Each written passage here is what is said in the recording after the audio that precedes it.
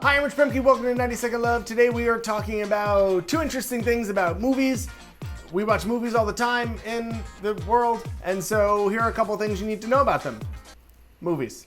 These are actually two videos that I found online that I really like. The first one is called First and Last Movie Scenes, and I feel like we ingest so many movies that we don't really pay attention to them for very long. They kind of fade away. We can even forget what happens at the beginning of movies, but what this does is compare the first and last movie scenes of some classic movies and some newer movies. Oftentimes, in movies and in our lives, the place we end up in is not that different than the place that we started, or it's completely different than the place that we started.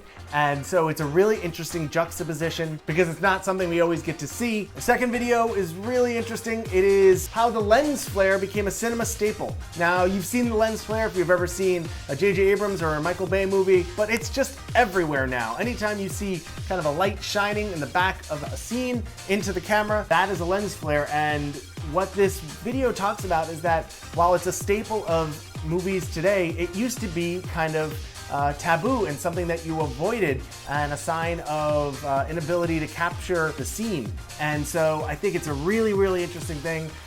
Not only the evolution of it, but also how we came to fall in love with something that we tended to avoid. I feel like you see this trend a lot in our society. Links are below, subscribe, and I'll see you on Wednesday. Wapoof! And I love knowing the history of it and why something exists the way it does. That's it. That's all I have to say about that.